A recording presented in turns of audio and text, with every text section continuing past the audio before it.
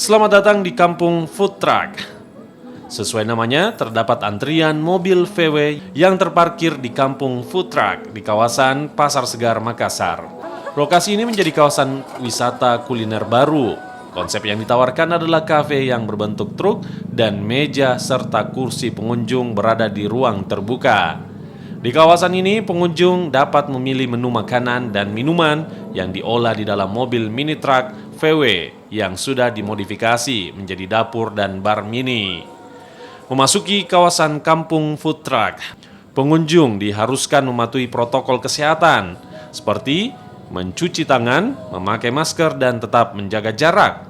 Sejak dibuka 1 Oktober lalu, sudah terdapat 9 food truck yang bergabung. Food truck dipilih karena lebih praktis. Selain unik, food truck lebih ekonomis dan dapat berpindah dari satu lokasi ke lokasi lainnya tanpa perlu menyewa ruko atau tenan. Ya, masa baru. Karena kan biasanya pakai kedai-kedai. Jadi mungkin di sini orang lebih berminat, lebih bagus. Jadi biasanya ke sini sama siapa? Biasa ke sini sama suami. Oh, seperti itu. Di sini minumannya enak-enak. Baru tempatnya juga lumayan. Nggak seperti tempat-tempat yang lain. Karena berbeda karena kan dia pakai food truck.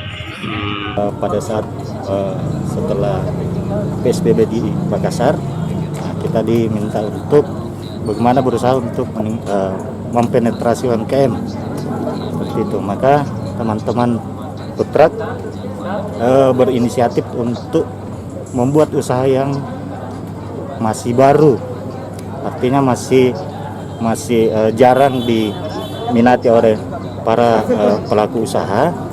Salah satunya itu adalah membuat komunitas food truck Pasar Segar Makassar. Tenan-tenan kios-kios kan itu sudah banyak. Nah, kita melihat dan mencontoh dari Jakarta, Bandung, terus Jogja, itu terkesan unik. Jadi Untuk menarik minat pengunjung, pemilik food truck menawarkan potongan harga selain cita rasa makanan dan minuman. Meski dibuat dalam food truck, barista dan alat yang digunakan memiliki standar kafe pada umumnya. Nila Rustam, Kompas TV Makassar.